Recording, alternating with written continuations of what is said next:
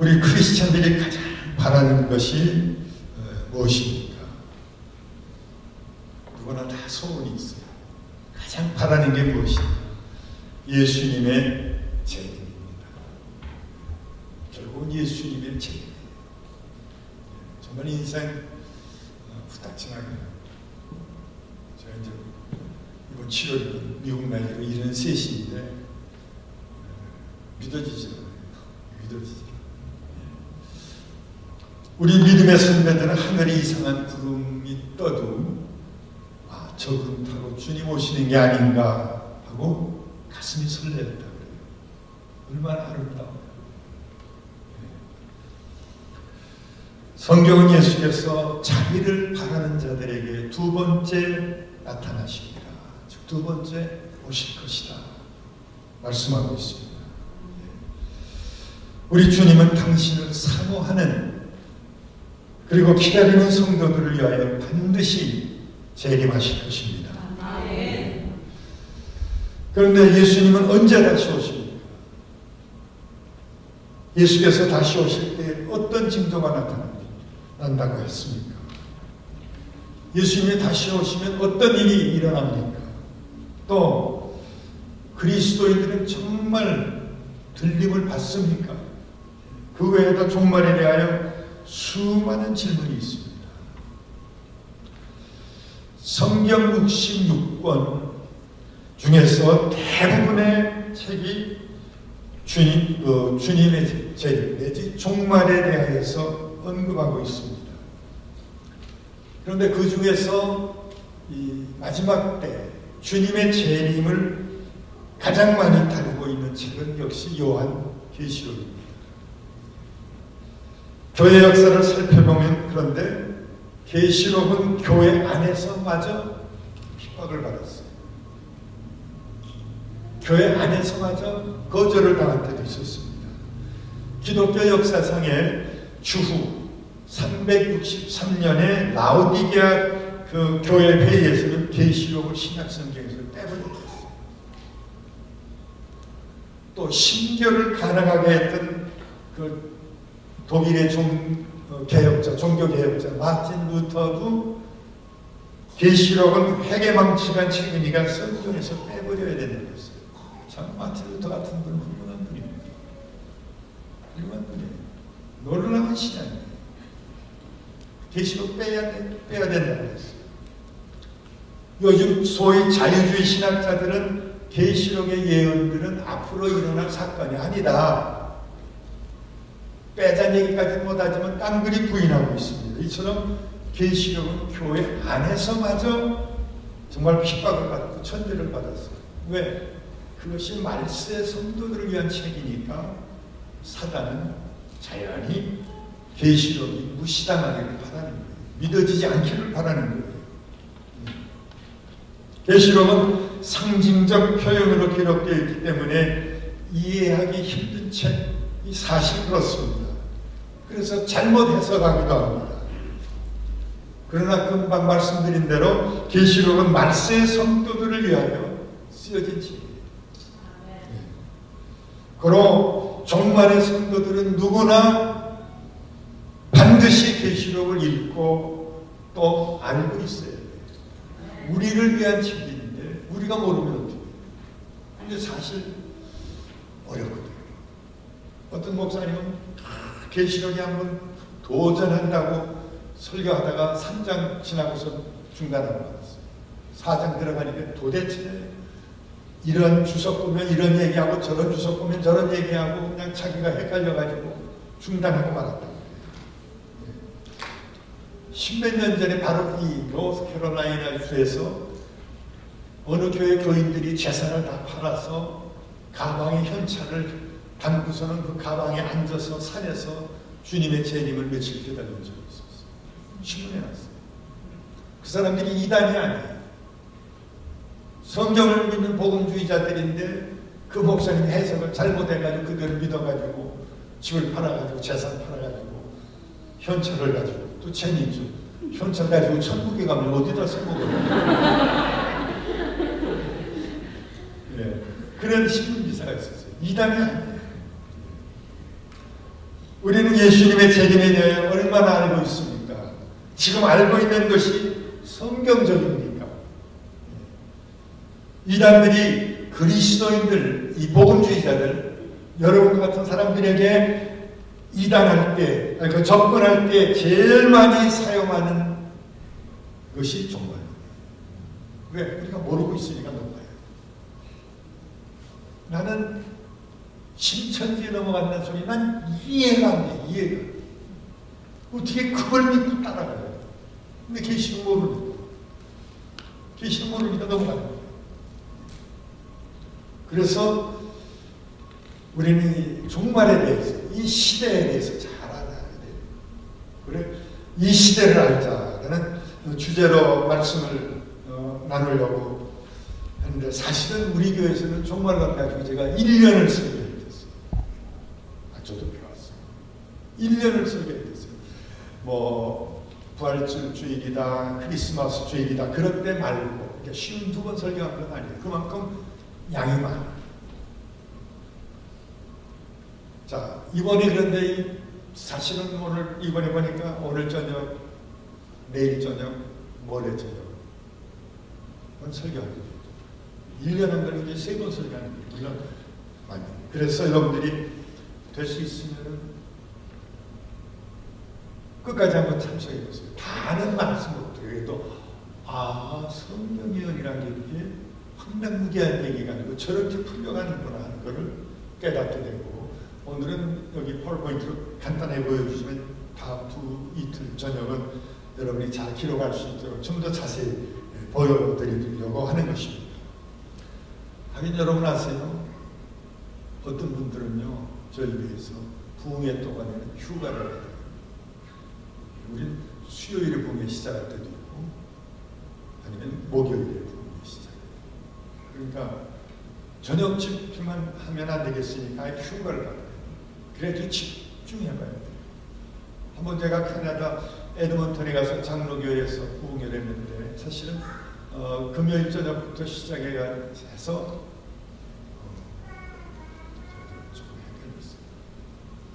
그게 아니고 우리 뉴저지에서 집회합니다. 기도원에 가서 캠프파이어 뭐 했는데 아예 다 취소해버리고 제가 설교 5시간 반 한 적이 있어요. 저녁 예배 시작해도 새벽 1시쯤 됐어요. 들어가면 한 사람도 없고, 그렇게 해서 집중하다 보니까 정말 은혜를 받더라고요. 하루 종일 일하다 저녁에 앉았다가 조금 오면서 조금 못습니다 끄덕끄덕 하다가 그렇게 하고 가니까, 그래 이번 3번, 그 종말론에 대해서 3번 하게 됩니다. 여러분들 꼭 혹시 오늘 힘들어도 꼭 참석해 주세요. 꼭. 자, 70일 좀 비춰주십시오. 제가 눌러야 나옵니다. 저기 처음이군요. 잠깐 됐어요. 됐습니다. 여러분 성경 덮으셨으면 이어시면 좋겠어요. 지난번 제가 13년 전에 왔을 때 우리 많이 웃었죠. 기억 안 나세요? 되게 많이 웃었어요. 근데 이번엔 좀 심각해야 돼요. 심각해야 돼요. 자, 정말 하나님의 말씀과 기도에는 능력이 있는 겁니다. 바벨론에서 포로 생활을 하고 있던 다니엘은 어느 날 에레미야서를 듣다가 깜짝 놀랐어요. 그것은 유다 사람들이 바벨론에 포로로 끌려왔는데, 예수님 오시기 605년, 587년, 597년 세 차례에 걸쳐서 끌려왔는데, 마지막 끌려온 것이 예수님 오시면 587년이나 6년. 그때인데 그 605년부터 계산해가지고 70년이 될 때 노예 생활하다 고향으로 돌아간다 하는 그 구절을 본 것입니다. 곧 그 2절인가요? 그 통치 원년에 나 다니엘이 서책으로 말미암아 여호와의 말씀이 선지자 에레미야에게 임한 고하신 그 연수를 깨달아라는 곧 예루살렘의 황무함이 70년 70년 만에 마칩니다. 잘 보십시오. 70년 만에 마친다. 다니엘은 제1차 포로로 끌려왔습니다. 주전 605년에 끌려왔고 정말 궁궐학교의 그 포로들 중에서 쓸만한 똑똑한 젊은이들을 뽑아서 궁중학교에서 교육을 시켰는데 거기에 학생이었어요. 다른 사람들은 노예 생활을. 고등학교 삶을 사는 이 사람은 학교에서 공부하면서 앞으로 이제 왕의 보좌관처럼 그런 지위를 바라보고 있을 때예요. 그런데 이제 70년 만에 돌아간 다음에 보니까 1년, 2년밖에 안 남아요. 길면 2년, 짧으면 1년밖에 안 남은 것입니다. 임박한 포로 생활에서 해방, 얼마나 반가운 소식입니까? 근데 이 희망찬 예언의 말씀을 읽고 다니엘은 금식하면서 기도했다. 그 5절 한번 같이 9장 5절 시작. 우리는 이미 문제하여 태역하며 행악하며 반역하여 주의 법도와 규례를 떠났사오니. 자, 다니엘은 동족들의 해방을 앞두고 아무런 영적인 준비가 없는 그 상태를 보고 너무 가슴이 아파서 금식하며 기도한 것입니다. 우리 범죄하여 동그라미 치세요. 범죄하여. 이건 하나님에 대한 불신앙의 죄를 말합니다. 범죄하여. 두 번째, 패역하여 라는 말인데 이건 하나님 말씀에 불순종하는 걸 말합니다. 패역하여. 또 세 번째는 행악하며, 이건 도덕적으로 타락한 죄. 마지막에 반역하여, 이건 우상을 섬기죠. 우상을 섬기죠. 이런 각가지 죄를 짓고 살고 있는데 이제 하나님이 약속하신 고향으로 돌아갈 날이 온다. 영적으로 왜 망했습니까? 그 나라가. 이 네 가지 행위 때문에 망한 거예요. 그 고난 속에서 하나님을 자꾸 새로워져야 될 텐데 하나님이 약속하신 때는 다가오는데 백성들은 준비가 안 돼서 안타까워서 금식하면서 기도했습니다. 사랑하는 성도님들, 우리도 굳은 일이든 기쁜 일이든 있을 그런 일이 있을 때 다니엘처럼 먼저 하나님께 기도하는 신자가 되었으면 합니다. 기도하는 신자. 때로는 물론 회개의 기도일 수도 있습니다. 때로는 감사의 기도일 수도 있습니다. 때로는 하나님 도와주세요 하는 그 도움을 청하는 기도일 수도 있습니다. 어떤 기도가 됐든 크고 작은 일을 앞두고 기쁘고 힘든 일을 앞두고 먼저 하나님 앞에 기도하는 여러분들 되시기를 바랍니다. 오래전에 그 이중표 목사님이라는 분에게 들은 이야기예요. 그분은 한국의 그 기독교 장로회라고 하는 교단인데 그 교단에서 제일 큰 교회. 그리고 그 교단 중에서 손꼽을 정도로 은혜 충만해요. 근데 그 목사님이 그런 얘기를 하세요. 80년대 부산에 가서 부흥회를 하십니다. 그 당시 한국에서는 부흥회 하면은 설교 시작하기 전에 감사헌금 봉투가 이렇게 올라오고 그렇게 하면 또 목사님들이 그 하나하나 다 읽었어요. 무슨 일로 감사, 이번에 병 고쳐주시고 믿고 감사, 무슨 감사 이름까지 읽어요. 근데 이렇게 보니까 어느 봉투를 보니까 금년에 꼭 시집을 가야 합니다. 믿음 좋은 남편을 허락해 주옵소서 하고서 헌금을 올린 거예요. 목사님이 너무 가슴이 뭉클해가지고 특별히 그 장인이 와서 축복의 말씀을 던졌대요. 이 장인님은 여기에 쏘은 대로 꼭 믿음이 좋은 신랑을 만나서 결혼하게 되기를 주님의 이름으로 축원합니다. 그랬더니 그 정말 30대 30살에 달란다면 자매가 둘이 앉았는데 하나가 씨가 아멘. 저 자매인 모양입니다. 이제 부흥회가 끝나고 간 거예요. 근데 그때 부흥회가 너무 은혜스러워서 2년 후에 목사님이 그 이중표 목사님을 담임 목사님 또 청했어요. 그리고 이중표 목사님이 그냥 무심코 가는데 교회 도착하니까 그 생각이 나는 거예요. 그 자매가 어떻게 됐을까? 그런데 예배 시간에 보니까 둘이 앉았더니 하나만 앉아. 가긴 간 모양이구나. 그래서 예배 끝난 다음에 담임 목사님 물어봤대요. 목사님, 이런 일이 있었잖아요. 예. 어떻게 됐? 목사님 말씀하십시오. 그 아멘하는 자매가요, 믿음 좋고 정말 창대가 유망한 좋은 남편을 만나가지고 그냥 남편 교회 나가느라고 우리 교회 떠났지만 너무너무 정말 신앙생활 잘하고 정말 큰 복을 받았습니다 하면서 담임 목사님이 하신 말씀이, 근데 참 목사님 참 재미있죠. 그래서 재미있다면 뭐가요? 사실은 헌금을 그날 저녁에 헌금을 낸 아가씨는 자기 일이지만은 부끄러워가지고 그냥 가만히 앉아 있었대요. 근데 헌금도 내지 않은 노처녀가 아멘 했는데 시집은 헌금 안 내죠. 그러니까 이 목사님 얘기는 헌금을 안 내도 아는 사람은 시집 간다는 거예요. 그러니까 하나님 저 말씀이 옳구나 하면은 그럼 아멘하고 봐야 돼요. 아멘. 네. 자, 먼저 기도해야 됩니다. 자신과 가족과 민족을 위하여 기도해야 됩니다. 우리의 믿음의 선배들은 어떤 형편에서든지 먼저 기도했어요. 아브라함 보세요. 이걸 기도했습니다. 모세 보세요. 40년을 하루같이 어려운 일이 있을 때마다 이스라엘 백성들은 불평해요. 여러분 보세요. 모세는 백성들이 불평할 때마다 주님 앞에 엎드려요. 그렇게 다룰 수가 있어요.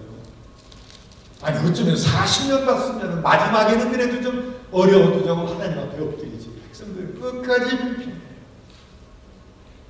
자기들을 죽이려고 강면을 끌고 나왔대요. 그런 말도 안 되는 소리를 해요. 시험에 들면. 다윗을 보세요. 꼭 기도하고 출정했습니다. 기도 안 하더니 남의 아내 데려다놓고 자는 걸 보세요. 똑같은 사람인데. 느헤미야 보세요. 특별히. 그리고 평신도 우리 형제님들 참 느헤미야는 총독으로 하는데 총독 치고 그렇게 기도 많이 하는 사람 없어요. 기도의 사람. 바울 보세요. 뭐 신앙의 선배들 따지면요, 그냥 엎드리는 기도예요. 엎드리는 기도. 다니엘이 이렇게 기도하고 있을 때 엉뚱한 역사가 벌어집니다. 천사 가브엘이 나타나서 말해요. 23절에 너는 이 일을 생각하고 그 이상을 깨달을지. 이상이 무엇이냐? 너는 이상을 깨달아라. 사실은 하나님 우리 민족에게 죄를 졌습니다. 해방의 순간은 다가옵니다. 어떻게 하면 좋습니까? 하고 안타까이 금식하며 기도하는데 하나님께서는 72일의 비밀을 보여주십니다. 너는 내게 부르짖으라. 내가 내게 응답하겠고 내가 알지 못하는 크고 비밀한 일을 너에게 보이리라. 기도하다 보면요, 내가 구하지 않은 날까지도 하나님께서 보여주세요. 말씀해 주세요. 깨닫게 해주세요. 제가 한번 그 엘러지를 몇 년을 참 고생했어요. 설교하다가 기침이 나오면, 그런데 그 다음에는요, 한 2, 3년 그랬는데 그 다음에 꽃이 많이 꽃가루가 나면 괜찮아요. 말짱해요. 근데 나중에 놀라운 얘기 들었어요. 우리 교회에서 자라서 고등학교까지 해서 졸업하고서 다른 도시에 대학을 간 자매님이 방학에 오니까 목사님이 그냥 너무 기침을 하고, 그래서 가서 열심히 기도했대요. 나중에 들으니까. 네. 그런 기도하는 사람이 있어요. 그러면 그 자매님이요, 목사님은 어떠세요? 이분 그래서 괜찮다니까 자유롭게 그 얘기하면서 굉장히 놀라운 게요, 자기도 엘러지가 있었는데 자기 엘러지는 기도도 안 했냐고. 아멘. 아멘. 하나님께 더 물어주세요. 더 물어. 자, 70년이 돼서 돌아간다. 그 문제를 놓고 주님 우리 준비시켜 주세요. 기도하는데 이상한 비밀을 보여주셨는데 그것이 70일의 비밀이에요. 그게 24절부터 25절까지. 천사는 하나님께서 네 백성과 네 거룩한 내 거룩한 성을 위하여 70일에로 기한을 정했다. 예루살렘 내 백성, 이스라엘 백성과 내 거룩한 성, 예루살렘 성을 위하여서 70일에로 기한을 정했다. 여기서 내 백성은 물론 이스라엘 백성이죠. 내 거룩한 성은 예루살렘이죠. 70일에가 뭐예요? 한 일에가 며칠? 한 일에 7일. 그러니까 70일이니까 며칠? 490일. 그런데 종말론을 공부하는 분들은 490일로 해석합니다. 490년으로 해서 490년으로. 자, 우리 25절 같이 읽겠습니다. 25절 같이 읽겠습니다. 시작. 그러므로 너는 깨달아 알지니라. 예루살렘을 중건하라는 영이 나올 때부터 기름 부음을 받은 자 곧 왕이 이르기까지 7일이라.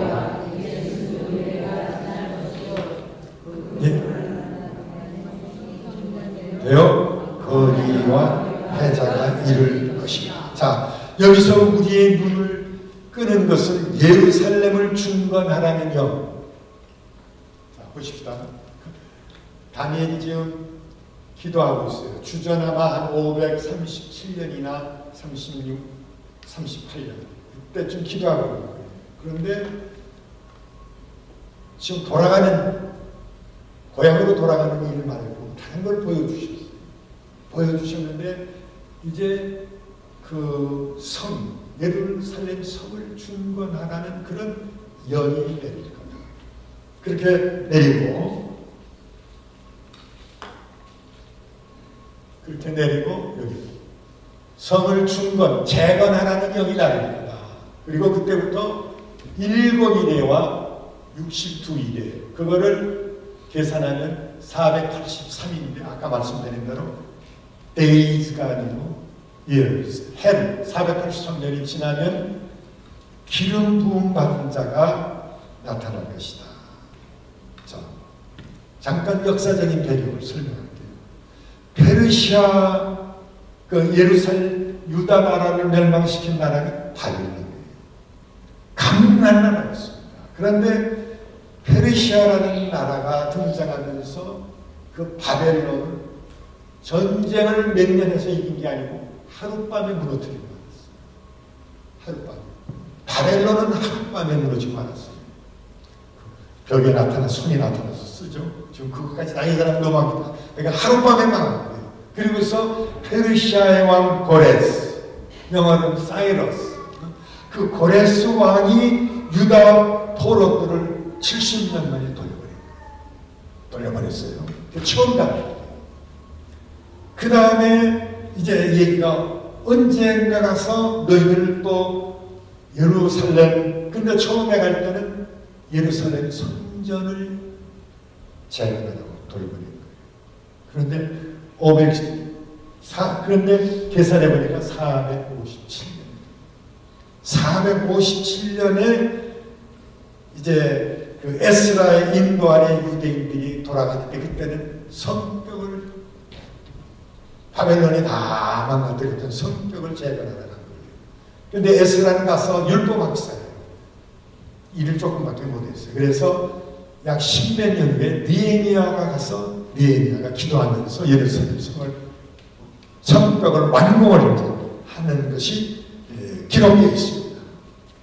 자, 그런데 그 다음 보세요. 그래서 중건영이 날이고 7일에와 62일에가 지나면은 기름 부음 받은 자가 나타날 거다. 그런데 기름 부음 받은 자는 다른 말로 말하면 그건 뭐예요? 그것이 누가 뭐라고 했다? 메시아라는 말, 헬라 말은 그리스도랑 똑같은 얘기예요. 기름 부음 받은 자가 나타날 거다. 또 다른 말로 왕이 나타날 거다. 그런데 주전 457년부터 483년을 더하면 주후 20년. 제가 좀 단적으로 다시 말씀드릴게요. 그런데 그래가면서 26절에 보니까 기름 부음 받은 자가 그 다음에는 끊어져 없어질 거라고 했어요. 왔다가 기름 부음 받은 자가 왔다가 끊어져 없어질 거라고 했고, 그 다음에 한 나라의 백성들이 와서 그 성읍과 성소를 다 부셔버릴 거다. 그런데 홍수에 떠내려간 것처럼 부셔버릴 거다. 그리고 끝까지 전쟁이 있을 거다. 그랬습니다. 자, 제가 이거 글을 보여주는 게 복잡해서요.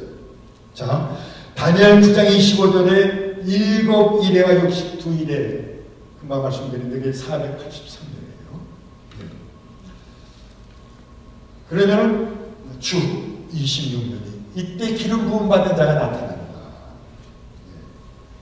그런데 기름 부음 받은 자, 저기서는 누구를 말하는 것 같습니까?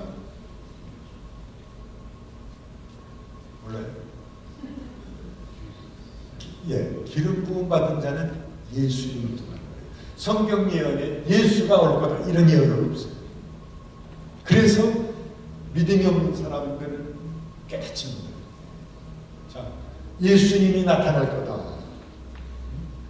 그러면 정말 예수님이 나타나느냐? 마가는 다음처럼 얘기합니다.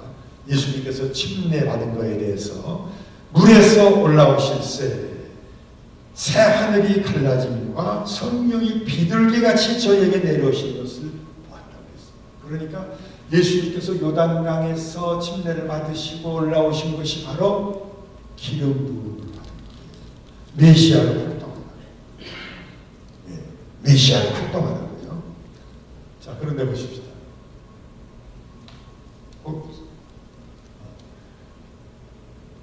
예수님이 요단강에서 침례받았을 때가 몇 살이에요? 30세. 30세예요. 근데 여기는 26년으로 되어 있어요. 26년으로 되어 있어요. 왜 그런 거 아니에요? 잘 보세요. 로마, 지금 금년이 몇 년도예요? 몇 년도? 2015년. 세계가 다 써. 북한만 되는 거. 북한은 주체 몇 년이 돼요? 2015년은 세계가 다 써요. 그런데 옛날에 그러지 않았어요. 로마에서 어느 왕 몇 년에 홍수가 있었고 어느 왕 몇 년에 뭐가 있었고 이런 식으로 하다가 왕이 죽고 새로 나오면 또 어느 왕 몇 년에 이런 식으로 그거를 왕의 명령에 따라서 추후 숫자 너무 많이 복잡하니까 로마 황제가 그거를 좀 예수님 출생을 중심으로 해가지고 새로 만들었는데 그때 수도사가 4년을 계산을 잘못했어요. 그러니까 여기가 말하자면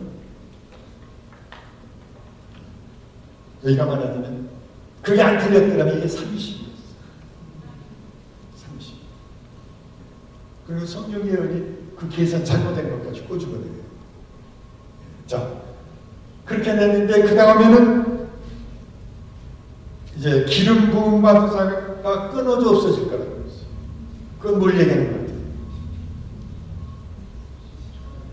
틀리면 틀리고 그냥 십자가 그려놨잖아요. 그래서 이거 연구해서 그린 거예요. 이거 제 일생도 제일 잘 그린 거죠. 네. 그러니까 70일에 대해서 70일이면 역사가 끝나는 거예요. 그런데 7일에 60일, 69일에가 와가지고서는 기름 부음 받은 자가 나타나더니 그 다음 예언해 보니까 끊어져 없어질 거라 했어요. 예수님이 십자가에 못 박혔어요. 그리고 26절 하반절에는 한 나라의 백성이 와서 그 성읍은 어느 성읍이에요?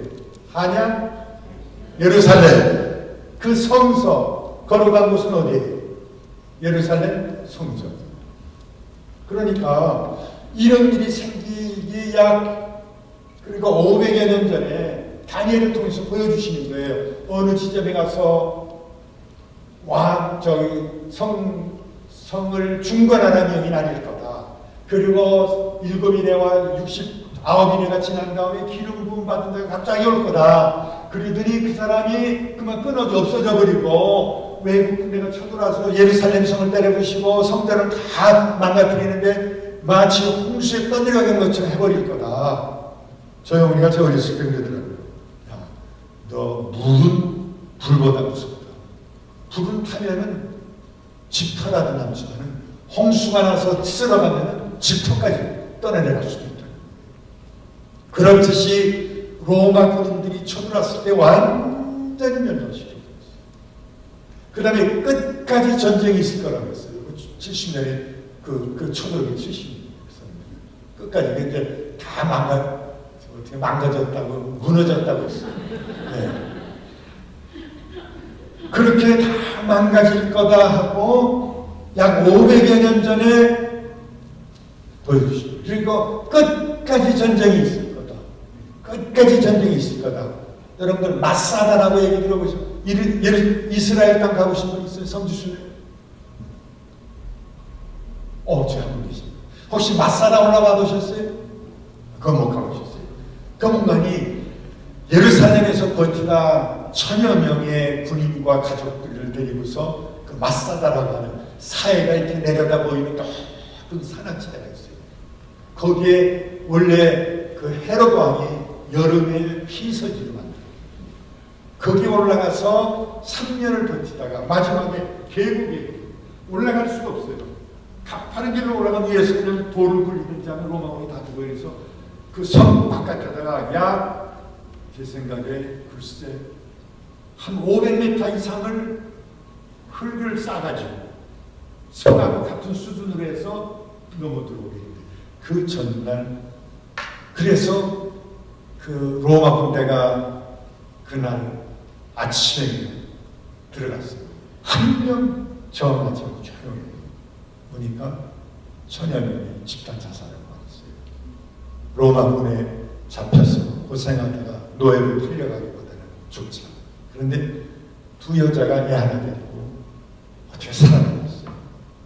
그래서 그것을 얘기합니다.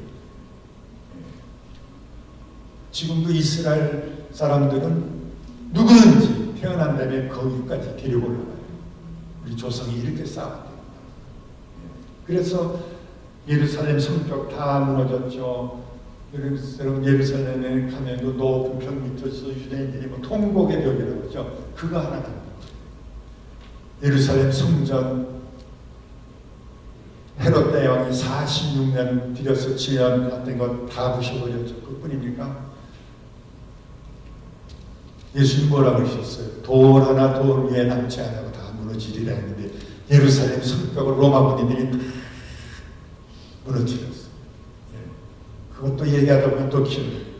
왜 그렇게 무너뜨렸는지. 그러니까 이런 걸 공부하다 보니까 성경에 예언한 그대로 한 글자 틀리지 않고 그대로 다 이루어지고 다 이루어집니다. 여기 통해 문제 있어요? 오늘 또 너무 늦게 끝나면 또 내일 안 올까 봐. 그렇게 성경 말씀이 그렇게 기가 막히게 맞을 수 없어요. 예수님도 드셨어요. 주님, 제자들, 주님 저 건물 보십시오. 저 성벽 보십시오. 얼마나. 정말 예루살렘 가면요. 저녁에 보면 지금도 성벽이 그 저녁 햇살에 반사되는 게 완전히 황금도시고. 정말 멋있어요. 정말 멋있어요. 근데 예수님께서 그거 돌 하나 돌이 남지 않고 다 무너질 거다. 자, 아브라함의 약속하신 대로 이스라엘 백성들은 그 당시도 돈이 많았어요. 재산이 많았어요. 돈이 뭐예요? 지폐가 아니고 도예요, 도. 여러분들 그런 거 있죠? 예수님 비유 중에서 어떤 사람이 밭을 갈다 보니까 챙기에 뭐가 걸려서 캐보니까 보물상자가 있었다. 그래서 보물상자를 얼른 이걸 덮어놓고 가서 재산 팔아가지고 그 땅을 샀다.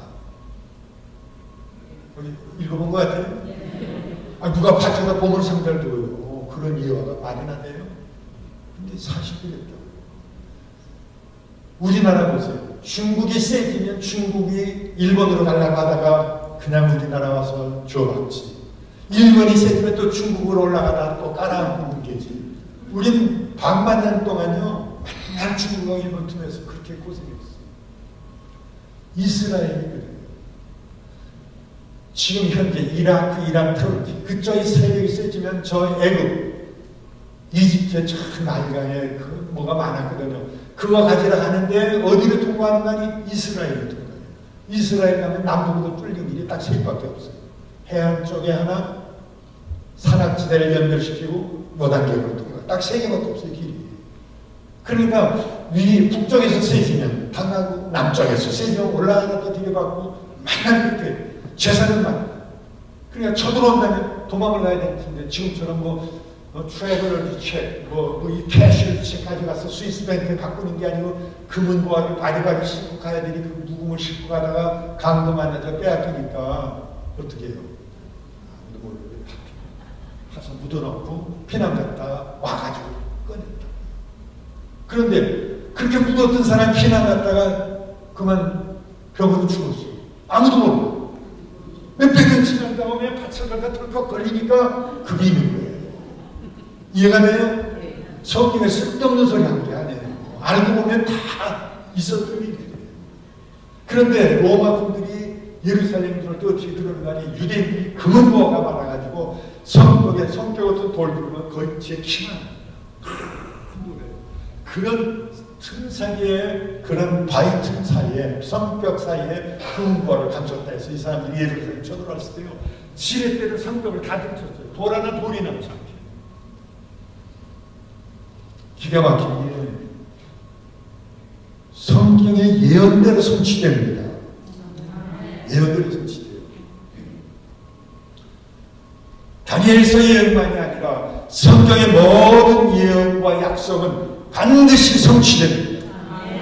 구하면 주시겠다고 하신 대로 오늘도 구하면 하나님은 주십니다. 구하지 않기 때문에, 아니면 욕심으로 구하기 때문에, 범사에 그를 인정하며 약속하신 대로 하나님은 반드시 우리 길을 인도해 주십니다. 하나님은 모든 것을 한명하여 선을 이루십니다. 우리의 짐을 하나님께 맡기면 하나님은 우리를 붙잡아 주시고 우리가 요동하지 않도록 우리를 계속해서 인도해 주십니다. 약속하신 대로 예수님은 반드시 다시 오실 것입니다. 하나님 말씀 보면요, 어떨 때 두려워요. 성경은 하나님의 말씀이요 불변의 진리입니다. 이사야 뭐라고 했습니까? 풀은 마르고 꽃은 시드나 우리 하나님의 말씀은 영영이 서리라. 변하지 않습니다. 그 말씀대로 이루어져. 자, 그러니까 사실은 69일에 7일에와 69일에가 되고 그 다음에 한 일에는 역사는 끝나야 돼요. 근데 한 일회가 계속된 게 아니고 한 일에 대한 얘기는 잠깐 뒤로 미루고 밀려나요. 뒤로 미루고 왕으로 왔던 분이 그러면 십자가에서 세상을 떠나고, 여러분들 그 얘기 많이 들었죠. 필라토가 예수를 신문에 보니까 세상에 법 없이 살 사람을 잡아놓고 죽이라고 하니까 살려고 하다 안 되니까 난 책임 못 지겠다니까 이스라엘 백성들이 뭐라고 그래요? 저 예수 죽여서 그것이 죄라면 아니 우리를 벌 주십시오 하는 게 좋을 텐데 우리와 우리 자손들 그 말하고서 70년에 예루살렘이 멸망합니다. 그리고 1900년 동안 나라 없이 세상을 떠돌아다니면서 멸시천대를 받고 히틀러에게 600만이 살해야 되는 거예요. 그러니까 말 조심해야 돼요. 거짓말하면서도 하나님도 아신다. 조심해야 돼요. 조심해야 됩니다. 그냥 지나가는 말 아닙니다. 하나님 꼭 묻습니다. 네. 이게 마지막 한일이에요. 그러니까 지금은 우리는 69일에와 이 중간 사이에 삽니다. 그래서 정말로 공부하는 사람들은 한 일회가 와야 되는데 오지 않고 뒤로 물러가서 이때를 공백기라고 해요. 다 같이 공백. 네. 공백기라고 해요. 공백기. 공백기인데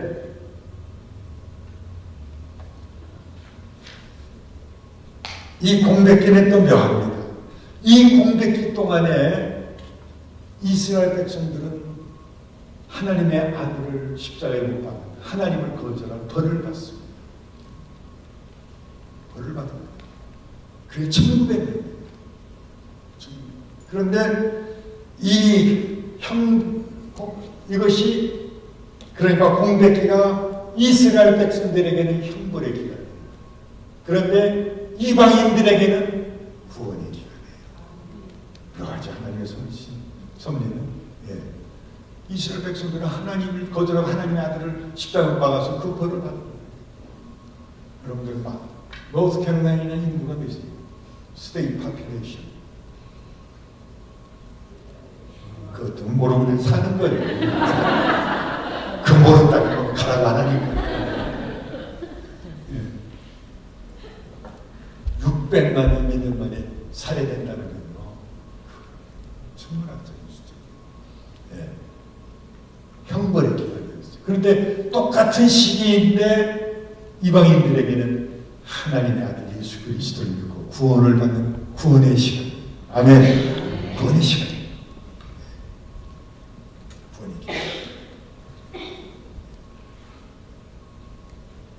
자, 이런 구원의 시기에 살고 있는 우리는 어떻게 해야 하나? 정말 종말에 대한 예언이 어떻게 성취되고 있는가 참 조심해서 봐야 돼요. 그러지 않으면 말씀드린 대로 챙기고 싶은 생각이 있는데요. 엉뚱한 이단이 와서 우리보다 삐딱하니 잘못 연구한 사람들이 와서 던지면은 현 목사님 그거 모르는 것 같은데 빠지는 거예요. 누가 처음부터 이단 빠지려고 작정한 사람이 있어요? 아니에요. 맞죠. 정말 묘합니다. 신천지에 빠졌던 사람 간증을 들어보니까요. 그 교회 와서 등록해요. 근데 그냥 등록하는 게 아니에요. 꼭 목사님 사무실에 찾아와요. 목사님 이 지역에 새로 이사하는데 좋은 교회 없으니까. 그러면 목사님이 우리 교회라고 했지 저 교회 가는 거예요. 네. 그래서 목사님 그 다음날 소개하는 거예요. 그 다음 주에. 그렇게 정말 교회 찾아와서 환영합시다. 목사님 가까이 해야 돼요. 그런데 이 사람은 새벽 기도를 안 받아요. 그리고 제일 간절히 애틋하게 부르짖는 기도하는 사람 뒤에 가서 그 기도를 들어요. 우리가 알고 보니까 그게 장로님이 부도가 나시겠어. 한탄까지 기도하는 거예요. 그러면 그 장로님 전화번호를 알아가지고 전화를 하는 거예요. 누구라고 얘기하는 장로님, 어떤 선생님, 기도하니까 좀 심각한 문제에 부딪혀 있는 것 같습니다. 맞습니까? 혹시 제가 틀린 입을 왜 용서해 주세요? 지혜로운 거예요. 어떻게 하셨어요? 기도하면 다 보입니다. 그래가지고 누굴 소개하는 거예요. 진짜 신천지 선생을 대주는 거예요. 넘어가는 거예요. 그런 수법들. 거기 또 이만희 씨가 돌아가시면 또 뭐라고 하는지 모르겠어요. 자, 정말 우리 주위에서 뭐가 일어나는지요. 눈을 뜨고 봐야 돼요. 종말의 징조가 어떻게 나타나는지 주시해야 돼요. 자, 그 다음에 그 연관 시험기에서요. 누가복음 좀 찾겠습니다. 누가복음.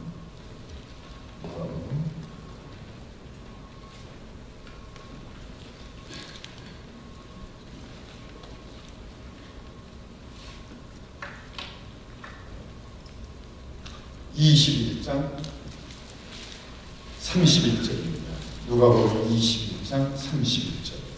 그러니까 저건 다니엘이 지금 본 거고, 그 다음에 누가복음 얘기하는 거는 누가복음이니까 예수님이 말씀하신 거예요. 예. 자, 31절 같이 읽겠습니다. 예수님이 뭐라고 말씀하셨는지 시작. 이와 같이 너희가 이런 일이 일어나는 것을 보거든 하나님의 나라가 가까운 줄 알라. 자, 주님은 언제 하나님의 나라가 가깝다고 하셨느냐? 언제? 이런 일이 일어나냐? 그렇죠? 그래야 안 돼요. 금방 읽은 가운데 이와 같이 너희가 이런 일이 일어나는 것을 보거든 하나님의 나라가 가까운 줄 알아라. 그러니까 이런 일이 일어나야 하나님의 나라가 가까워. 이런 일. 즉 하나님의 나라 또는 주님의 재림은 아무데나 가까운 것이 아니고, 저도 이제 70여 년 인생 살다 보니까요, 뭐 주님 오신다. 우리 중학교 때 친구는요, 전도관에 빠져가지고 그 10월 며칠 날 주님이 오신다 그래가지고요, 학교도 그만두고, 그 다음에 어떻게 되는지 모르겠어요. 주님이 오신다고 또 영화 중에 뭐예요? 며칠 날 오신다고 했다가 또 연기했다가 또 하여간 저희들 만들어요. 그러니까 이게 잘 봐야 돼요. 주님이 오시는 걸 반대하는 교인이 어디가 있겠어요? 그리스도인이라면 다 오르죠. 아멘? 아멘. 아유, 도도하게 생겼는데 주님 빨리 안 오시네. 그거 말이야. 그거 말이야. 그러면 이런 일이 어떤 일이냐? 이런 일이 일어나면은 하나님의 나라가 가까운 온 것이다. 그러니까 이런 일을 봐야 돼. 이런 일 30절 보세요. 30절.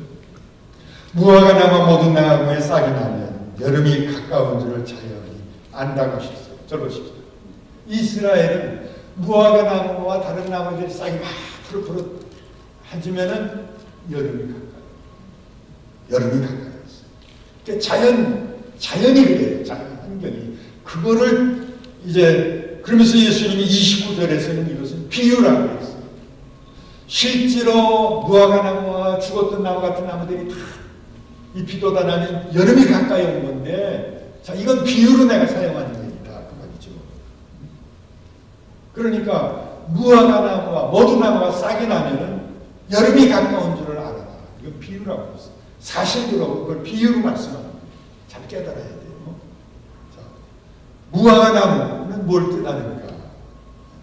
여기서 무화과나무는 긴 이야기 중에 이스라엘. 무화과나무, 포도나무, 감람나무 다 이스라엘 뜻이에요. 그러니까 이스라엘이 싹이 나면 여름이 가까운 줄 알아라. 여름이 가까운 줄. 제가 좀 중간에 그냥 설명, 무화과에 대해서는 그냥 지나가죠. 자, 30절 한번 읽겠어요. 30절이요. 시작. 싹이 나면 너희가 보고 여름이 가까운 줄을 자연히 아나니. 그리고 마태복음 24장 32절에 보면은 무화과 나무의 열매를 배우라. 그 가지가 연하여지고 잎사귀를 내면 여름이 가까운 줄 아나니. 여러분 아마 그런 적 없어요? 가을에 과일나무를 하나 심은데 겨울에 보니까 잎이 다 떨어지고 그냥 엉성한 가지만 나오고 이거 죽었나 혹시 꺾어본 적 없어요? 저도 있었어요. 내 속안에 풀어들어요. 자,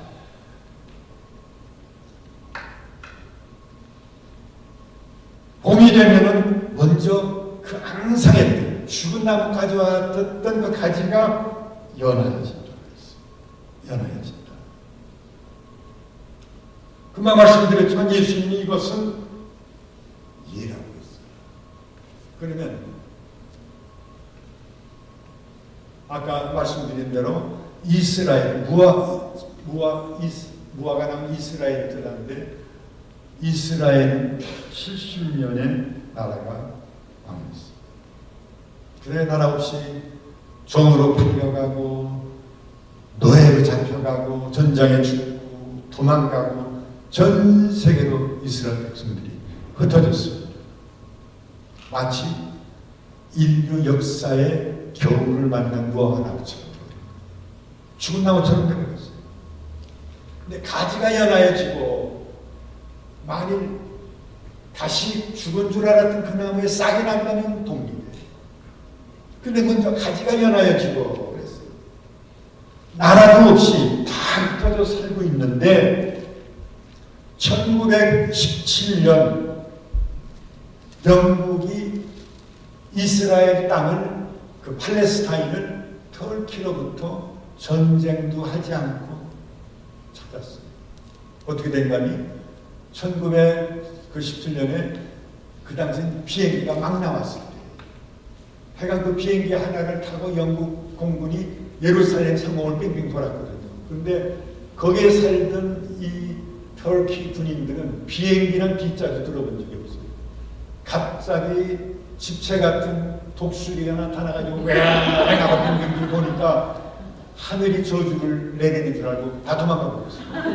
그래도 영국이 팔레스타인을 점령했어요. 웃기는 얘기죠. 네. 그리고 그해 11월에 영국의 외무부 장관, 외상인 아서 벨포어라는 사람이 이스라엘을 독립시켜주겠다 하고 선언을 했어요. 거기 또 여자의 공이 있어요. 역사책에는 안 써있어요. 뒷이야기. 그 벨포어의 아내가 유대인이었어요. 그래서 근데 영국이 1차 대전 끝나고 전쟁하는 거 빚을 붙인 거예요. 근데 돈은 누가 가지고 있어요? 영국에 살고 있는 유대인이에요. 그걸 강제로 뺏을 수는 없으니까 교섭을 해요. 그래서 좋다. 우리가 나라에 임하는 돈을 나라가 빚진 것에 대해서 갚겠다. 그 대신 유대인, 이스라엘 나라를 해다. 그 당시에는 강국이 미국이 아니고 영국이에요. 그 약속한 거예요. 그래서 발표한 거예요. 그러니까 러시아에 살던 사람들이, 어디에 살던 사람들이, 좀 여유 있는 사람들은, 또 신앙 있는 사람들은 재산을 팔아가지고 팔레스타인에 모여들어요. 지금 이스라엘 땅으로, 가나안 땅으로 모여드는 거예요. 와서 돈을 있겠다. 그 돈 없이 가난한 사람들 돈을 주고서 땅을 사는 거예요. 땅을 사서 모았어요. 그렇게 해서 집단 농장이 세워졌는데 그것을 뭐라고 하죠? 기부스. 예. 그래서 기부스가 시작돼요. 그는 아직도 여기저기 그냥 에어파크처럼 여기저기 그냥 흩어져 있지만 그렇게 시작되는 거예요. 자, 그런데 17세기 초에, 그러니까 1600 몇 년으로 시작되는 17세기 초에 유대인의 수가 전 세계적으로 약 100만입니다. 그래서 인류학자들이 유대인들은 저러다 점점점 줄어들어가지고 이 땅에서 없어지고 말 겁니다. 유대인 좋아하는 사람들 없어질 거다 그랬어요. 그런데 100년이 지난 18세기 초에 300만이 늘었어요. 19세기 초에 500만이 됐어요. 19세기 말에 1100만이 됐어요. 그리고 1919년에 1300만이 됐어요. 아니, 없어질 거라고, 유대인이 없어질 거라는데 점점 늘어나는 거예요. 왜? 하나님 때가 되는 거예요. 하나님 이스라엘 백성에게 약속한 때가 되는 거예요. 돈들은 가지고 있어요. 그래서 1948년 5월 14일, 그러니까 지금부터 한 67년 전이니까 1948년 5월 14일에 데이빗 벤 구리온이라는 사람이 테라비브 박물관에서 이스라엘 독립을 선언함으로써 1900년 만에 이스라엘이 독립국가가 됩니다. 인류 역사상에 1900년 전에 망했다가 독립국가가 된 나라가 없어요. 왜 그게 가능했느냐? 하나님의 약속. 좀 더 보여줄게요. 자, 그래서 이제 저 새로 싸게 나온 역사. 공백기 기가 막혀. 난 이파리를 한 3개 정도 그린 줄 알았는데 2개 떨어졌는데. 이스라엘이 이제 독립을 한 거예요. 그 다음에는 더 보여줘. 오케이. 우리들이 독립 역사에서 독립에서 이스라엘 독립에서 역사의 주인은 하나님입니다. 하나님. 나이 조금 드신 분들 혹시 영광의 탈출이라는 영화 보셨어요? 그러면 이스라엘 독립사를 그렸죠. 인터넷에서 요즘도 구할 수 있습니다. 이스라엘 독립할 때 미국인이 가서 군사 공무관으로 일하고 다 정말 독립되도록 해놓고 전사하는 데서 전사하지 그런 것도 있습니다만은 역사의 주인은 하나님이십니다. 자, 보세요. 미국 역사도 가만히 보면은 알라스카를 미국이 러시아 땅으로부터 구입할 때 러시아 사람들은 제정 러시아는 알라스카가 그냥 쓸모없는 얼음 땅이 있으면 에나더 시베리아인 줄 알았어요. 그래서 720만 달러에 팔았어요. 물론 지금 720만 달러는 훨씬 넘죠. 그런데 현재 시가로는 알라스카가 9 트릴리언 달러. 얼마인지 여러분 저도 모르겠어요. 아마 1993년도인가 미국 그 위크리에 난 거 보니까 주간지에 난 거 보니까 3 트릴리언 달러가 어느 정도의 돈이냐 하면은 예수님이 태어났을 날부터 1993년도까지 매일 100만 달러씩 쓰고 남은 돈이 3 트릴리언. 매일 100만 달러씩 쓰고. 그거의 3배예요, 지금 알라스카. 만일 알라스카가 소련 땅이었더라면 소련이 항공 안 했을지. 미국 뭐 로켓 쏘면은 한 30분이면 날아오거든요. 그냥 하나님의 주인이에요. 요즘에도 그런 사람이 있는지 모르지만 소연방공화국이 무너지기 전까지만 해도 6.25 전쟁은 남쪽에서 올라갑니다. 남쪽이 침략하는 북쪽으로 북침하는 거다. 그걸 주장하는 사람들이 꽤 있었어요. 한국에도 있었어요. 말을 했다가 방공법에 걸리니까 말을 못해서 그랬지. 그 말하던 사람들이 요즘 다 뛰는 거예요. 그런데 소련이 무너지면서 외교 문서가 그냥 다 공개가 되고 있어요. 거기 보니까 스탈린하고 김일성이 만나서 플랜을 짜고 뭐 대통령 옆에서 도와주고 옆에 오면 나중에 도와주고. 그러니까 조선과 소련의 합작이었어요. 근데 언제 쳐들어왔어요? 주일이요. 1950년 6월 25일 주일을 쳐들어왔어요. 그러니까 미국은 유엔 본부가 있는 미국은 언제예요? 세라데이. 그러니까 쳐들어와가지고 한국에 무기 없는 거 알았으니까 확 그냥 서울까지 내려오고 뭐 하고 할 동안에 그야말로 서울을 점령하면은 미국으로서는 월요일쯤 되면은 유엔이 모일 거라고 생각했고, 그 당시에는 미국, 소련, 자유중, 대만, 장개석, 불란서, 영국 5나라가 유엔 상임이 있었는데 그 5나라가 한국의 군인을 파병하자 하고 결정할 때 한 나라가 반대하면 부결되는 거예요. 그 당시 법이, 유엔법이. 그런데 어떻게 유엔군이 파송됐느냐? 소련이 북한하고 짜고서 했다면은 그냥 반대해야 2차 대전이 끝난 지가 엊그저께인데 또 전쟁하냐 전쟁 못한다 하면은 한국 그냥 넘어가는 거예요. 근데 유엔군이 왔다고 소련이 찬성했느냐? 아니에요. 소련 대표가 그날 뭐 돌아갈 것도 다 알고 차 타고 가다 뉴욕 시내에서 차가 고장이 났어요. 택시라도 타고 왔더니 얼마나 좋아요. 그 고칠 때까지 기다리다 보니까 그 회의를 참석을 못했어요. 그래서 피곤이 되어버렸어요. 그래가지고 유엔군이 온 거예요. 아니면 지금 여러분 거기 있으면서 지금 뭐예요? 여기 저기 죄송해요. 승원동무 영자동무 하면서 살고 있을 거라고 생각해요.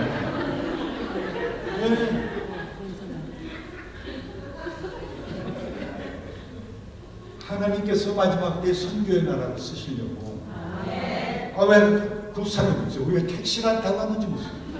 아니 안 가게 차였지. 큰일 날 뻔했지. 큰일 날 뻔한 거예요. 여러분들 역사 뒤에 하나님의 손길을 봐야 돼요. 우리 개인 생활도 마찬가지입니다.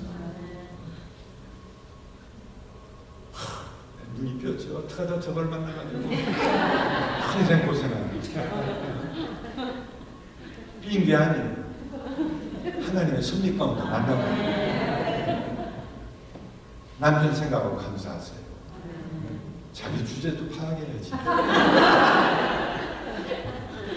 정말요.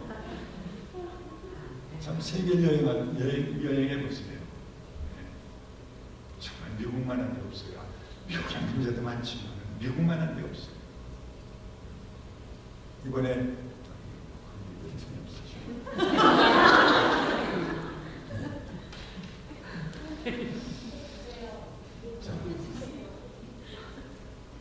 그런데 그때 무화과 나무면 싹이 난 게 아니고 아까 모든 나무라고 했어요. 모든 나무는 뭐예요? 네?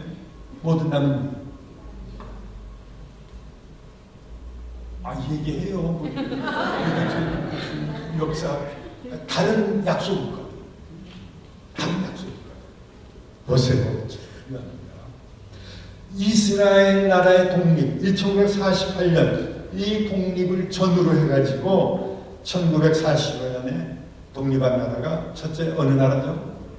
한국, 몽고, 인도네시아. 46년에 필리핀, 베트남, 캄보디아, 레바논. 47년에 인도, 파키스탄. 48년에 이스라엘, 버마, 쿠웨이트, 사우디아라비아. 49년에 중국, 50년에 라오스 하면서 그 후에 무려 여기에다 50여 개 나라가 독립국가가 됐어요. 한 7, 80나라가 독립국가가 됐어요. 지금 유엔의 회원국들이에요. 응? 역사의 겨울을 만났다가 다 옛날 같으면 그렇게 하고 흩어지고 없어지고 말 텐데 한꺼번에 이스라엘 독립을 전후로 해가지고 한 7, 80나라가 독립을 비유라고 얘기했잖아요. 비유. 저는 이걸 배우면서 깨닫기 전에는 예수님께서 여러분 기억나세요? 마지막에 예루살렘 올라가신 다음에 아침에 가시다 시장 하신지라 무화과 나무 잎이 무성해서 가서 무화과 열매가 있는가 하고 보니까 없어서 저주 아니면 나무가 말랐죠. 기억나시죠? 저는 그거 깨닫기 전에는요. 예수님 신경질이 좀 있구나. 열매 없다고 또 무화과 계절이 아니라고 그랬어요. 무화과 철이 아니라고 그랬어요. 그런데 알고 보니까 그 무화과가 길가의 무화과 나무가 전부가 아니고 그게 이스라엘을 상징하는 거예요. 이스라엘 나라가 넘어질 거를 보여주신 거예요. 그러니까 종말론 아까 얘기했지만 종말론의 안경을 끼고 성경을 읽다 보면요. 종말을 언급하지 않는 책이 거의 없어요. 거의 없어요. 결국은 종말에 대해서 스가랴가 종말에 대해서 얘기하고 있어요. 자, 여름이 가까운 줄을 알아라. 싹이 나면 너희가 보고 자연히 여름이 가까운 줄을 아나니 무화과 나무에 싹이 나면 여름이 가까웠다. 여름이 가까웠다는 말이 무슨 말이냐? 여름이 가까운 게 왜 하나님 나라가 가까운 것이냐? 이스라엘은 여름에는 말하자면 7, 8, 9는 너무 뜨겁기 때문에 농사가 안 돼요. 가을에 오는 비를 이른 비라고 했어요. 봄에 오는 비는 늦은 비라고. 그래서 가을에 밀보리를 뿌려놨다가 이게 이제 초여름에 거두는 거예요. 그러니까 여름이 가까운 줄 알라는 얘기는 곡식을 걷어들일 때가 가까웠다는 얘기예요. 우린 여름이면 파종할 때잖아요. 아니면 김매기 할 때. 근데 그때 수술하면 그 가을추자니까 수확을 걷어들이고 수확을 걷어들여요. 자, 성경에서 농사를 걷어들이는 건 지금 뭐예요? 네? 농사를 걷어들이는 게 뭐예요? 정말. 그러니까 여름이 가까웠다는 얘기는 이제 추수 때가 또 가을 추자가 나지만 그러니까 곡식을 걷어들일 때가 된 거고 성경에서 곡식을 걷어들일 때는 그거는 말하자면 농사 걷어들여서 알곡은 모아 창고에 죽정이는 불에 태우는 이걸 말합니다. 그러니까 여름이 가까웠다는 얘기는 종말이 가까웠다는 얘기는 어떻게 하면 무화과나무와 같았던 이스라엘이 1900년이라는 나라로 언제 다니고 하여간 그것이 오랜 세월 지난 다음에 싹이 나고 또 많은 나뭇가지들이 싹이 나면 수많은 약소국가들이 독립하면 그 다음에는 여름이 간다. 그러니까 우리는 정말 이제 48년이 지났고 이 마지막 한일화가 시작되는 그 지점 어디에 와요? 몇 월 며칠 그걸 말합니다. 하나 분명한 건 뭐냐? 마지막 한일화가 시작되기 전 그러나 48년 이후 1948년 이후 거기 어디까지 와 있는 것입니다. 이렇게 가까이 와 있어요. 종말이 되면 어떻게 한다고 그랬어요? 성경에 보면 기름을 준비한 자와 준비하지 아니한 자를 준비하지 않은 자를 바깥에 내친다고 그랬어요. 하나님께서 곡식과 가라지, 죽정이를 분리한다고 했습니다. 좋은 고기와 나쁜 고기를 분리하고 양과 염소를 분리하고 대리감을 당할 자와 뒤에 남을 자로 분리한다고 했어요. 마태복음 24장 40절 41절이면 두 사람이 밭에서 일한다. 자, 같이 밭에서 일한다. 원수의 친구죠. 오래간만에 어디 농촌에서 자라신 분 있어요? 농촌? 다 서울 사람이에요. 농촌에서 품앗이. 네. 오늘은 이번 주간에 내가 가서 자네가 드셔야죠. 그 다음 주에 나서 이렇게 서로. 그러니까 이런 좋은 관계. 그렇게 둘이 밭을 갈다가 한 사람은 뒤에 남고 한 사람은 데려옵니다. 마태복음 24장 40절 41절이 있습니다. 시간 없으면 자 오세요. 같이 성가대를 하든지 찬양팀을 한다고 기타를 치고 바이올린하고 이렇게 하다가 누구는 그 얘기예요. 듣고 있어요. 또 두 여자가 매를 달다가 맷돌 갈아보셨어요? 숙주 넣고 한참 갈다가 숟가락으로 물 떠서 넣고 또 녹두 넣고 하면서 돌리잖아요. 맷돌. 한 무표정이 되는 거예요. 모르는 소리를 내가 하는 건지 다 알아요? 그러면 좀 옛날 얘기를 하니까 좀 미소를 보이든지 아니면 최소한 좀 고개라도 끄덕끄덕 해야지. 자, 그렇게 맷돌을 같이 하는 거예요. 딸하고 엄마 아니면 며느리하고 시험. 그렇게 하다가 누구는 가고 누구는 뒤에 남고. 뭐예요? 성가대다가 여전도에다가 같이 하다 누구는 가고 누구는 남는다.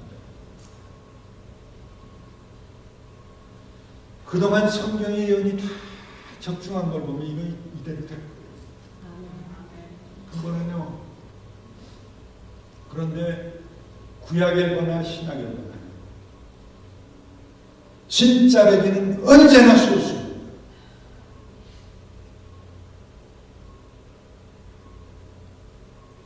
진짜 베개는 언제나 소수입니다. 명성훈 목사님이 그런 얘기했나요? 한국에 1000만 성도 1000만 성도할 때 정말 하나님 나라 갈 사람들은 100만도 안 되는 거예요. 욕을 많이 먹었지. 모르지. 하나님만 아시지. 준비되고 하는데도 그럼 급박한 시대. 지금 마지막 한일회가 시작될 요 중간이 어딘데 지금 중간이 어딘데? 중간이든지 아니면 여기까지 거의 왔는지. 이런 시대에 우리가 지금 살고 있으니까 정말 정신 바짝 차려야 돼. 내가 혹시 가라지는 아닌지 쭉정이는 아닌지 아까 제가 얘기를 뛰어넣었습니다. 무화과 나무 잎이 무성하면 이스라엘 백성들은 후덕지근한 게 아니고 그냥 뜨거운데요. 휴미디티가 습도가 굉장히 낮아요. 그러니까 나무 그늘에만 들어가면 견딜만 합니다. 그래서 이스라엘 백성들이 잎이 무성한 무화과 나무 밑에 앉아서 묵상을 하기도 하고 언제 하나님 약속하신 메시아가 오면 기도하기도 하고 쉬기도 하고 그랬다. 나는 이 교회가 그렇게 되어야 된다고 봅니다. 잎이 무성한 무화과가 되어야 돼. 그래서 세상에서 상처 입고 세상에서 속상하고 어찌할 바 모르는 사람들이 이 교회에 와서 위로를 받아야 돼. 쉼을 얻어야 돼. 여러분이 그런 성도가 됐어요. 다른 자매님들이 정말 너무너무 속상하고 어찌할 바 모르고 인생을 끝내고 싶은데 와서 당신을 만났을 때 친정의 언니를 만나는 거죠. 엄마를 만나는 거죠. 저 마음에 가고 위로가 되는 이런 교회가 되고 이런 성도가 되기를 바랍니다. 어떤 사람은 선인장 교회. 여러분 이파이 동그란 선인장 있죠? 이렇게. 그걸 플로리다에서 제가 5년 만 있을 때 그걸 우리 첫 딸애가 한번 다이브만 하고선 가다가 그냥 그 위에 배가 딱 넘어진 거예요. 그냥 차지라기 했는데 이렇게 하고 그냥 눈에 보이는 대로 뜯어내는데 그냥 뜯어내는 거예요. 그래서 속으로 엄살도 되게 세요. 그런데 학대경, 매그니파이어를 들여다보니까요. 아직도 수백 개가 꽂혔어요. 어린이 키우는 집은 절대로 그걸 들고 안 돼요. 교회 가면 선인장들이 있어요. 새로운 사람 돌아가면서 찔러요.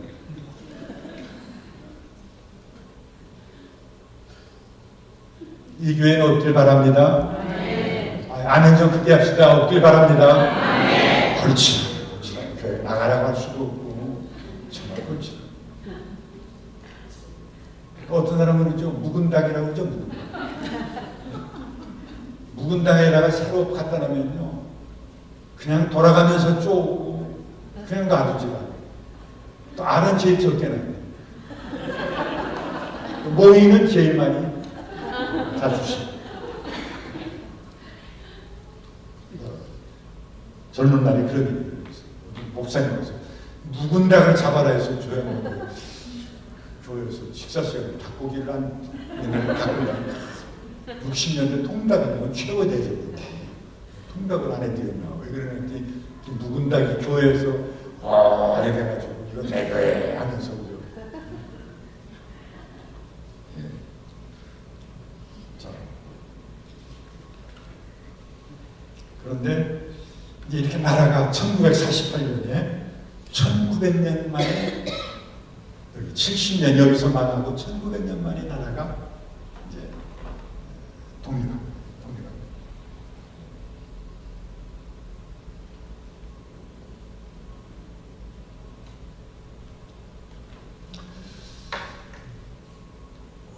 윌리엄 올브라이트라는 사람은 인류 역사에서 이래본 적이 없다. 이스라엘 부근에 있는 여러 아랍 국가들을 저놈들이 그냥 다 없애버려야 된다. 문제는 유대인들이다. 그런데 이스라엘은 없앨래야 없앨 수가 없어. 만일 이스라엘 백성이 나라를 세우지 못하고 없어지면 하나님은 거짓말쟁이죠. 하나님 털을 자 5가지 회복이 있습니다. 하나는 회복이 안 됐어요. 첫째로 국호 회복, 나라 이름이 회복됐어요. 우리는 삼국, 고조선, 삼국시대, 통일삼국, 후삼국, 그다음에 고려, 이시조선, 대한민국 이렇게 나라 이름이 바뀌면서 왔잖아요. 이스라엘은 다윗왕 시대 이스라엘을 코로 삼았어요. 근데 그걸 이미 에스겔, 나라가 아직 망해서 포로 생활하고 있을 때 하나님께서 에스겔에게 보여주셨어요. 한번 에스겔이 환상을 보니까 골짜기 마른 뼈가 가득한데 가만히 있다 보니까 이게 도덕하고 뼈들이 움직이더니 힘줄이 생기더니 살이 생기더니 큰 군대를 이루는 거예요. 이스라엘의 독립을 보여준 거예요. 그게 48년에 와서 성취된 것이죠. 자,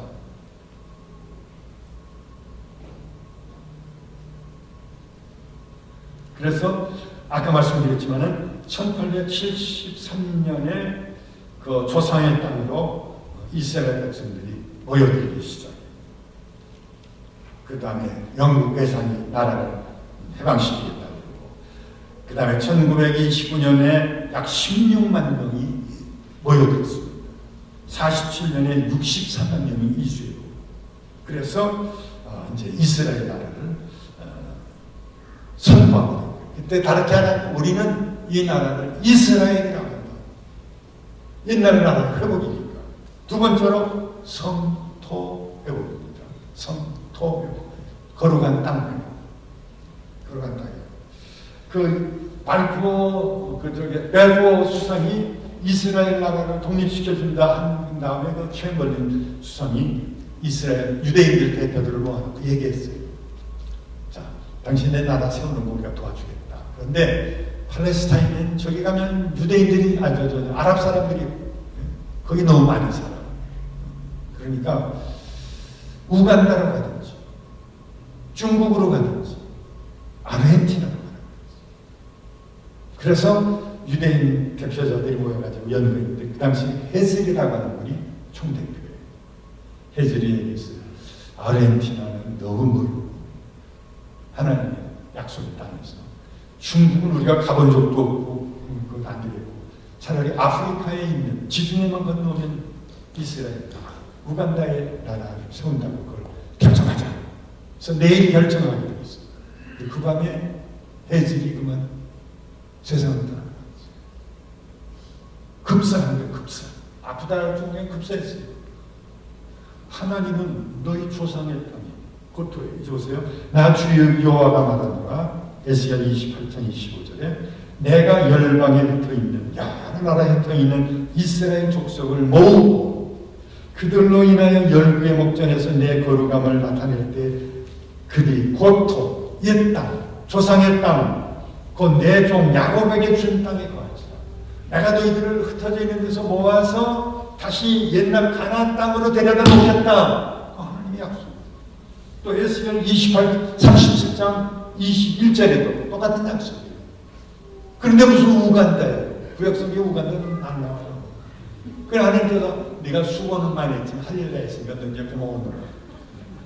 근데 지금 이스라엘의 국립묘지가 있는 산이 이름이 헤즐, 마운트 헤즐. 그 사람이 고문이고 그 사람이 이름 세웠어. 그래서 하나님께서는 결국은 팔레스타인, 가나안 땅에다가 이스라엘 백성을 데려오시고 그 1911년, 12년 이 당시에 팔레스타인을 찍어놓은 사진 보면요 황무지입니다. 사람 못 살 땅입니다. 이스라엘 사람들이 모여들면서 갈릴리 호수의 물을 가져다가 끌어다가 나무를 심고 거기에 농사를 짓고 유럽에서 제일 아주 좋은 질의 오렌지를 생산하고 하면서 지금 정말 에덴 동산처럼 변했지 많이 변했습니다. 자, 그 다음 세 번째 성읍 회복입니다. 성읍은 뭐를 얘기한다고 했죠? 예루살렘. 처음에 이스라엘이 독립했을 때는 아까도 말씀드렸지만 테라비브, 그건 지중해 연안가에 있는 항구 도시, 거기가 수도였어요. 왜? 예루살렘은 요르단 사람들이 쥐고 있었습니다. 그런데 애굽의 나세르가 올렸잖아요. 저 이스라엘 사람들은 몇 명 안 되는 거 저거 빗자루 싹싹 썰어서 지중해다 다 집어넣고 유대인이 큰일 난 거예요. 그래서 전쟁을 일으켰어요. 몇 달 갔어요? 7일 갔어요. 6일 전쟁이죠. 1967년 전쟁이 했는데 6일 만에 끝났어요. 그때 그런 데라면 이스라엘 비행기가요 지중해 바다에서 불과 몇 미터 떠가지고서 그렇게 해서 들어가서 애굽의 공군 부대를 다 철도화시켰어요. 그렇게 낮게 뜨면 레이더에 안 잡힌대. 애굽은 틀림없이 지중해에 있는 미국 치안대에서 비행기가 떴다 그랬는데 그게 아니에요. 그렇게 해서 나라를 찾은 거예요. 예루살렘도 회복했어요. 회복하고서는 6일 전에 끝난 다음에 1980년 6월 27일에 이스라엘 국회가 우리 수도 테라비브가 아니고 다이방 시대 원래 예루살렘이다 선언하고 예루살렘으로 다 옮겨온 거예요. 근데 지금 막 섞여서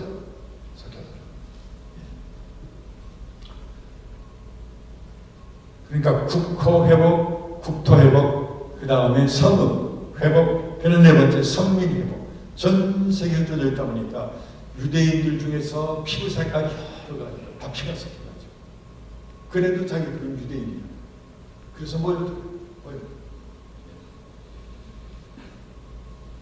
이사야 43장에 보면 두려워 말라 내가 너와 함께하여 네 자손을 동방에서부터 오게 하며 서방에서부터 너로 먹을 것이며 내가 북방에게 이르기를 놓으라 남방에게 이르기를 구려하지 말라 내 아들을 원방에서 이끌며 내 딸을 땅 끝에서 오게 하리라. 하나님께서 내 백성들을 모으시겠다고 했어요.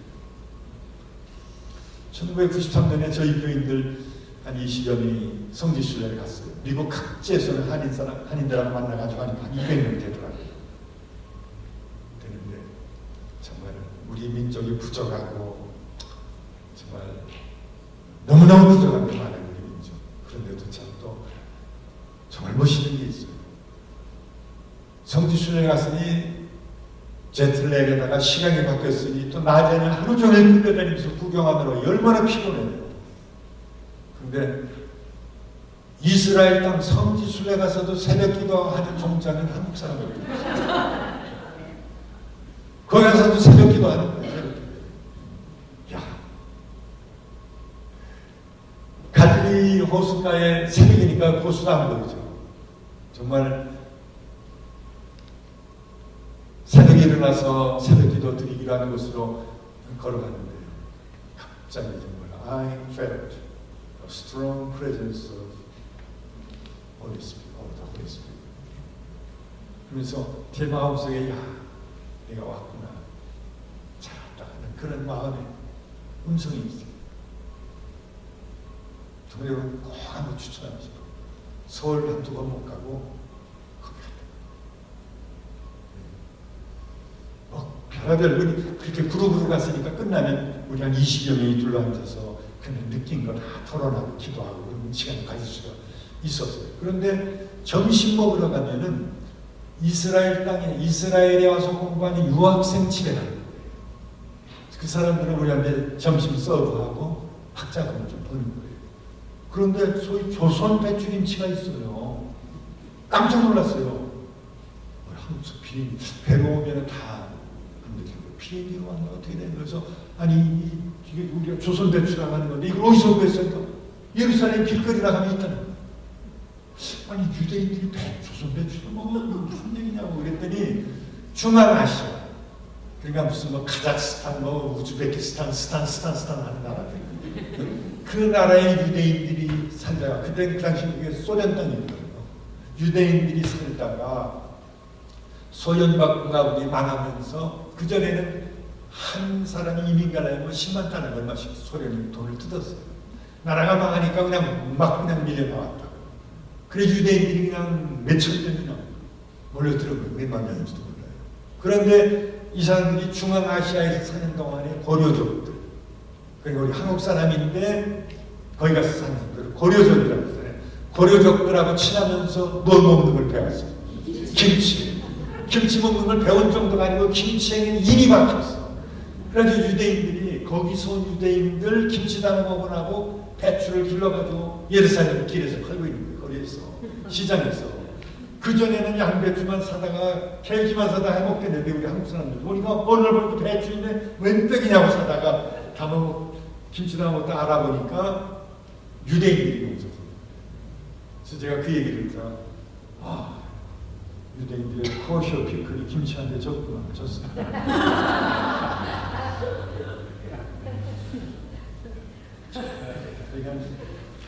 그런데 아까도 말씀드렸지만 기도를 그렇게 가서 해요. 근데 우리보다 한술 더 뜨는 게 유대인. 우린 새벽기도 하자 했으니까 같이 뭐 새벽기도 하시다고 일어난 건 아니에요. 그런데 유대인들은 그 당시 TWA라는 비행기가 있어요. 뉴욕에서 이제 그러니까 뭐예요? 동쪽으로 비행기 타고 가는데 747 747이 타고 갔는데 예루살렘 향해서 남자들 긴 보자기 같은 거 쓸고 화장실도 못 가겠어요. 하도 거기가 꽉 차가지고 타고서 기도하는 거예요. 조상의 땅에 가는. 전 파리도 갔어요. 파리 시내를 구경한 게 아니라 비행기가 가다가 연료가 부족하다고 또 파리에 또 공항에 섰어요. 그래도 휘발유 넣는 동안에 그 손님 여기 타고 있으면 안 된대요. 다 내리래요. 그러니까 우리 시애틀에서 떠났으니까 어떤 사람들은 이제 그냥 자기도 하고 졸기도 하고 잡담만 해도 보니까 유대인들 동쪽을 향해서 보자기들이 야 정말요 그 사람들이 예수님 하나 십자가 못 박은 거 빼놓는 걸 배울 때가 난 아직 믿는 가정에서 태어나서 70여 년 신앙생활하는 동안에 교회 건축원금 너무 많이 들어왔으니까 그만 가져오라고 강요하는 거 못 들어갔어요. 그래 구약에 있어요. 모세가 돈 어디가 있어요? 금은 목걸이 그냥 너무 들어와가지고 이제 그만 내라고 해서 광고해요. 요즘 말로 붙이면 건축원금 그만하라고 광고해요. 그런 민족이에요.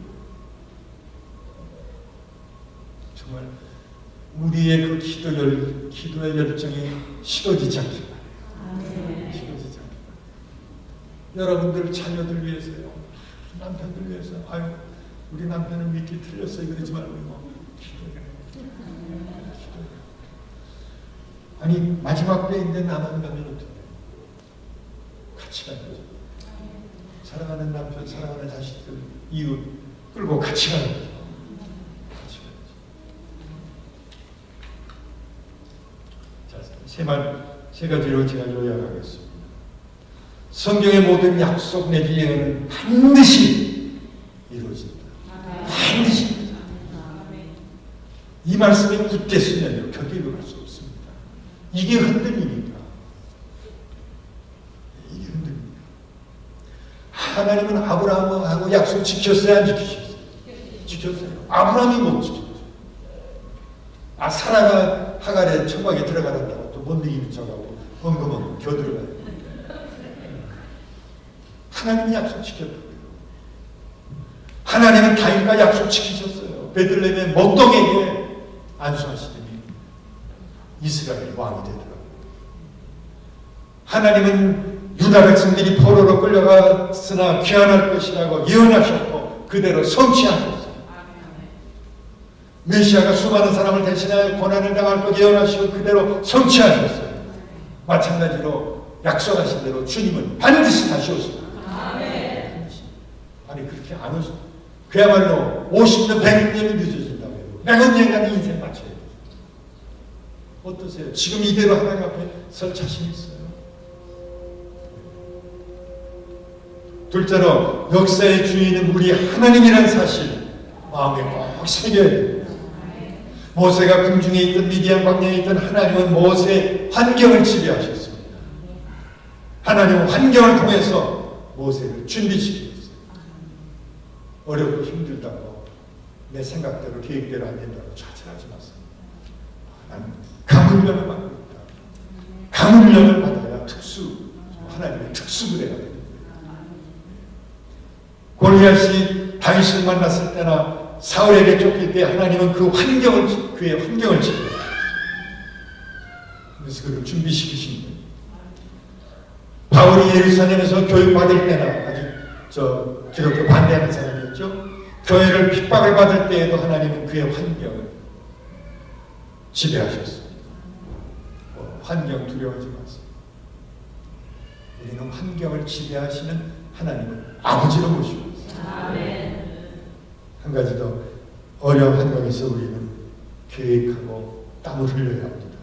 신앙의 선배들은 하나님이 역사하시는 나무 밑에서 누워서 감이 떨어지기를 기다리지 않았어요. 부지런히 노력했습니다. 부지런히 씨를 뿌렸습니다. 우리는 아브라함에게서 그의 헌신과 믿음과 순종을 보잖아요. 우리 모세에게서 그의 믿음과 희생과 노력을 봅니다. 우리는 다윗에게서 그의 믿음과 인내와 헌신을 봅니다. 우리는 다니엘에게서 그의 믿음과 기도와 담력을 보게 됩니다. 인생길에서 골리앗을 만났을 때 다윗처럼 하나님을 의지하고 나가 싸우는 사람을 하나님께서 도와주십니다. 주저앉지 마세요. 오늘도 역사의 주인은 하나님이시라고 했습니다. 재림의 약속이 하나둘 이루어지고 있어요. 이제 이틀 동안에 더 그리고 정말 우리가 사는 시대 어떨 땐 화가 나서 욕도 하지만요. 그렇게 예언이 돼 있어요. 그렇게 예언이 돼 있어요. 그러니까 안타까워요. 마지막 라오디게아를 두고 교회를 두고 하신 말씀. 차지도 않고 덧지도 않다고 그랬어요. 요즘 우리 그리스도인들이 차지도 않고 또 반대하는 것도 아니고 찬성하는 것도 아니고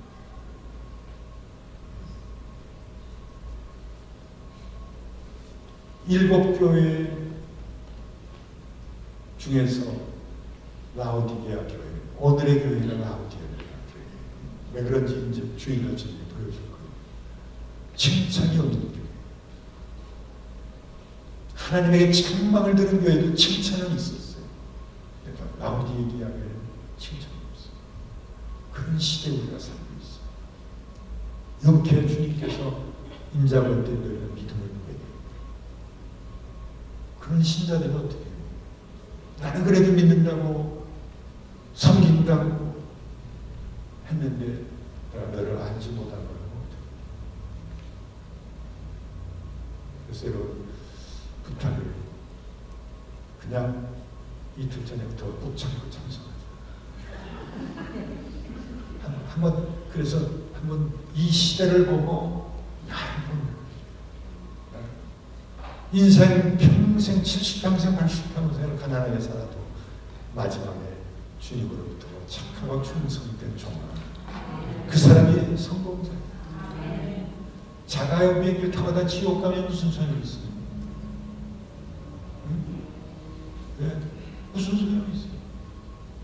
수백 명 수천 명이 따라다니는 사인해 주세요 하다가 지옥 가면 무슨